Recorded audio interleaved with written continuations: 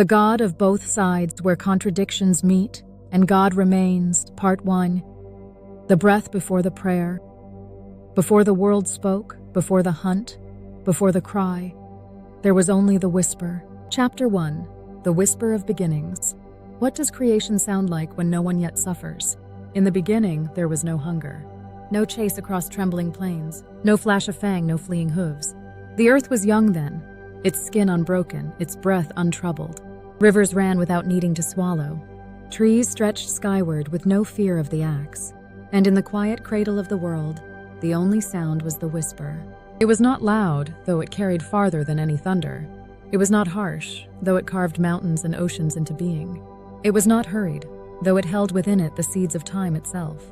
The whisper was how God spoke when the world was still soft enough to listen.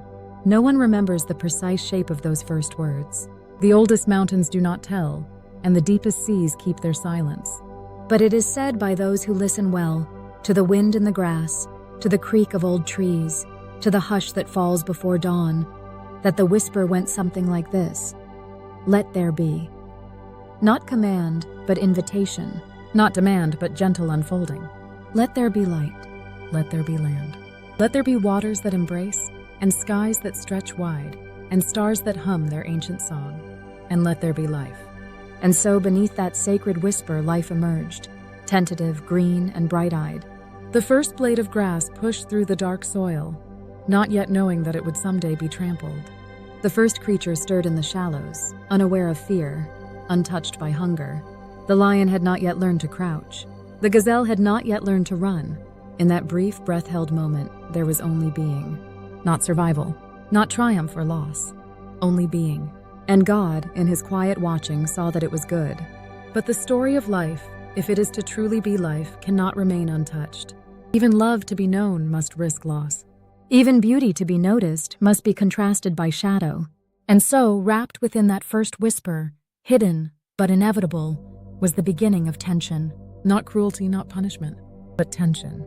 The quiet thread that holds opposites together without letting the weave unravel. Hunger would come.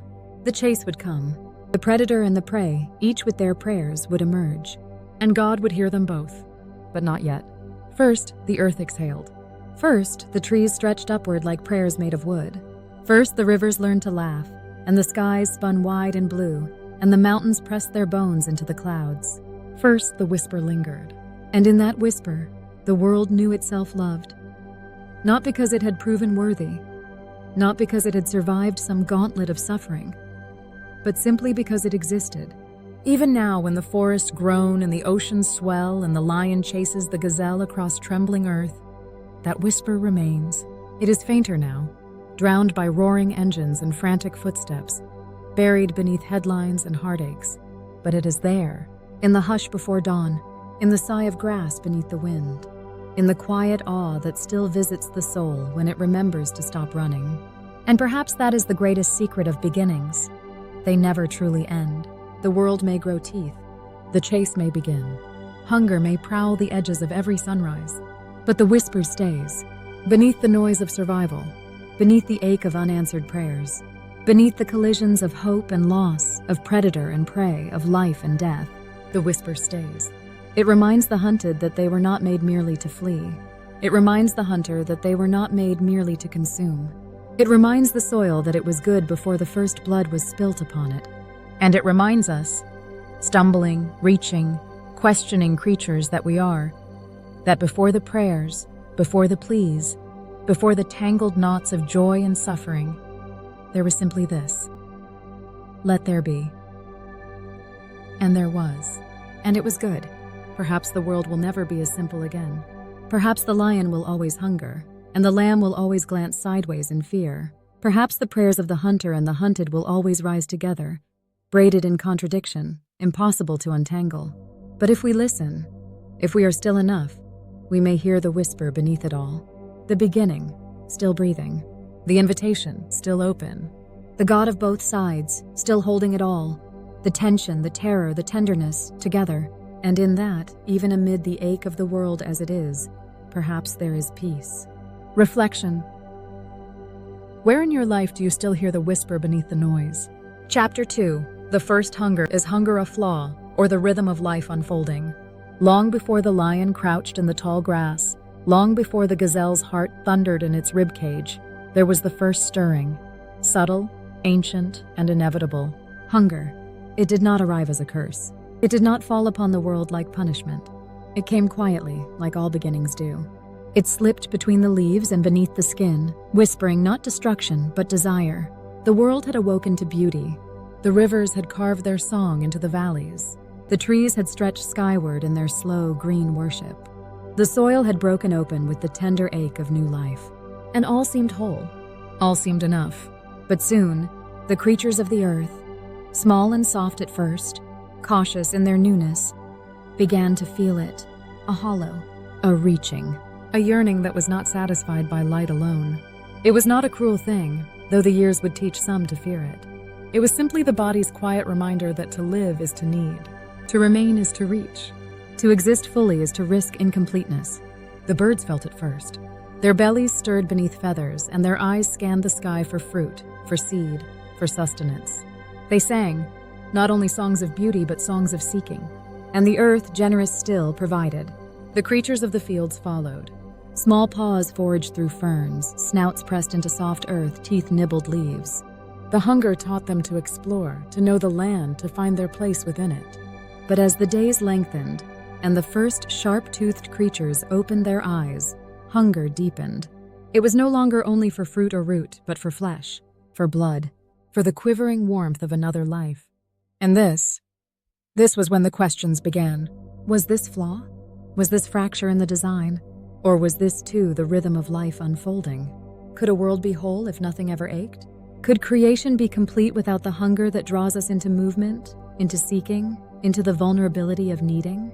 The creatures did not ask these questions, of course, not in words, but their bodies asked, their eyes asked, their trembling limbs and cautious steps and sharp claws and swift hooves asked. And their prayers, though few would call them such, rose into the sky like invisible incense, fragrant with longing, heavy with contradiction. The young lion felt it first as warmth in his belly, then as a gnawing, then as a fierce, undeniable pull. The hunger was his teacher, his compass, his silent master. It drove him to watch the grasses, to crouch in the shadows, to listen for the soft patter of prey. And on the plains not far from him, the young antelope felt hunger too. But hers was different, a gentler ache, a longing for green shoots, for sweet water, for shelter. But woven beside that hunger was a different one, the hunger to survive, to see another dawn, to hear her calf's quiet breathing in the night. Two hungers, two lives, both cradled by the same earth, both whispered into being by the same God. And yet their hungers would soon collide. Is this flaw? Or is this too the holy ache of life unfolding? There are those who look upon the hunt and see only cruelty, who see the lion's jaws close and declare the world broken, who hear the antelope's final cry and turn their hearts away from heaven. And yet even in this the whisper lingers, the first whisper, the invitation, the sacred, unsettling rhythm of life that says not all is soft, but all is sacred, even the ache, even the hunger, even the moments when survival is not shared, but chosen. One life continuing, another returning to soil. God did not turn away when hunger entered the world. He did not recoil from the chase, nor hide his face when claws extended and teeth found their mark. God watched. God wept. God wove even this into the vast, unfathomable design. And perhaps hunger, like love, like longing, was never flaw at all. Perhaps it was the quiet pulse that keeps life from stagnating. The reminder that we are tethered to one another, not only in beauty, but in need. For hunger does not always devour. Sometimes it builds. The hunger to learn, the hunger to heal, the hunger to touch, to be known, to be filled not with food, but with meaning. The same hunger that urges the lion to chase urges the poet to write. The same ache that drives the sparrow to search for seeds drives the mother to search for her child. The same emptiness that haunts the belly of the wolf haunts the heart of the one who longs for God. Is this flaw? Or is this the rhythm that refuses to let us settle? The holy ache that keeps us reaching, growing, awakening. Hunger will always carry risk. The lion may starve. The antelope may fall. The earth may tremble beneath the weight of need unmet. But without hunger, there is no reaching. And without reaching, there is no becoming. The God of both sides does not curse the hunger. He does not erase it. He holds it, the gnawing ache, the trembling chase, the unanswered questions, all of it together. And perhaps the greater miracle is not a world without hunger, but a world where even hunger has its place, where even the ache speaks of design, where even the emptiness is a doorway to something deeper. The first hunger was not flaw. It was the first reminder that to live is to need. To need is to risk. And to risk is to know, one day we may fall into the hands of the God who holds both sides. And in that, the hunger is not enemy, but invitation, reflection. Chapter 3. The First Prayer of the Hunted. Whose was the first whispered plea? Let me live. Long before the cathedrals rose, before incense curled through temple air, before human hands folded in hope or fear, there was a different kind of prayer. It did not rise from pulpits. It did not tumble from sacred texts or spill from choirs in polished robes. It was raw, wordless, urgent. And it belonged to the hunted. The first prayer of the hunted was not beautiful in the way hymns are beautiful. It was not rehearsed or refined. It was the trembling pulse beneath fur, the shiver of leaves as hooves struck the earth, the frantic, gasping breath that whispered into the listening sky, "Let me live." And heaven heard it. Some say it began with the antelope, a sleek, fragile creature, carved for swiftness, but never for war. She did not yet know the chase, though her legs carried within them the memory of flight. But on that day, that first day when hunger and fate collided, she felt it, the rustle in the grass, the subtle stillness in the air, the eyes watching. And in her chest, beneath ribs fine as reeds, something ancient and terrified stirred. A soundless plea. A prayer with no language, yet heavy with meaning. Let me live. It was not a demand. The hunted are rarely so bold. It was not a bargain, for the antelope had no leverage to offer heaven. It was a whisper. Fragile, desperate, and naked in its simplicity. Let me live. And in that moment, the world learned something about itself. It learned that existence is not static. It learned that life does not float untouched upon calm waters. It runs, it flees, it clings to the thread stretched between now and not yet. It learned that within the beauty of breath and blood is also the ache of uncertainty. The antelope ran, muscles stretched, hooves pounded, lungs burned. Behind her, the predator gave chase. Hunger pulsing, prayers of his own coiled beneath sinew and tooth. But it was the hunted whose prayer cracked the silence first. Let me live. Let me see another dawn. Let me return to the shade where my calf waits. Let me graze again beneath an unworried sun. Let me. The lion heard only the pounding of hooves, but heaven heard the prayer. And perhaps that was the first great tension. For if heaven heard her prayer, and it did, and if heaven loved her life, and it did, how could it also hear the hunter's plea? How could the same God cradle both prayers in his eternal hands, knowing that the deliverance of one might mean the downfall of the other? This question is not new. It was born in that first chase, and it has stalked the world ever since. It prowls in hospital rooms where two lives hang in the balance. It lingers in courtrooms where justice and mercy wrestle beneath fluorescent lights. It sits beside battlefields where soldiers on both sides bow their heads, whispering, "Let me live." And always heaven hears both. Does this unsettle us? Of course. We crave simplicity. A God who picks sides cleanly, visibly, with the clarity of human justice. But the God of both sides is not so tame.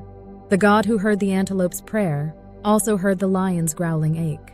The God who felt the trembling of the hunted also felt the hollow ache of the hunter's belly. The God who holds the world does not divide it into neat compartments of favored and forsaken. He holds it whole, in its tension, in its terror, in its holy, heartbreaking complexity. And so the antelope ran.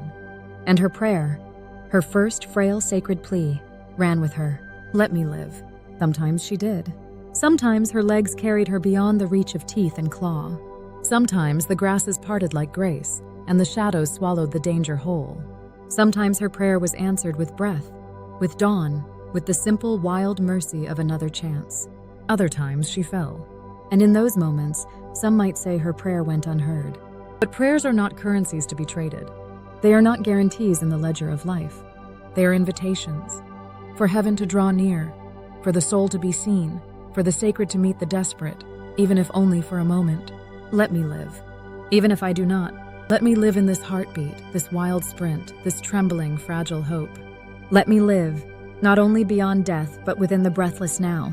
And so the first prayer of the hunted became woven into the song of the earth. It echoes in the rabbit's startled leap. It hums in the trembling leaf when the wind grows sharp. It hides in the widened eyes of the lamb when shadows stretch long across the pasture. It lingers in human hearts, too, in hospitals, in back alleys, in the quiet spaces between despair and hope. Let me live. It is not always elegant. It is rarely tidy, but it is holy. The hunted taught the world that prayer need not be polished to be heard, that fear does not disqualify longing, that trembling does not cheapen faith. And heaven, vast, eternal, unflinching, listens still.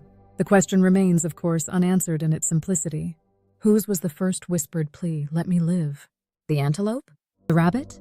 The small, trembling thing hiding beneath the leaves? Or was it not whispered by flesh and fur at all, but by the world itself? The soil longing not to be trampled, the rivers longing not to run dry, the sky longing to stretch wide and unbroken. Perhaps the first prayer of the hunted was not spoken at all. Perhaps it was breathed into the bones of creation from the beginning. A quiet, persistent, sacred ache that whispered, "Let me live. Let me become. Let me unfold. Let me matter." And the God of both sides, hunter, hunted, aching, whole, heard, and hears still.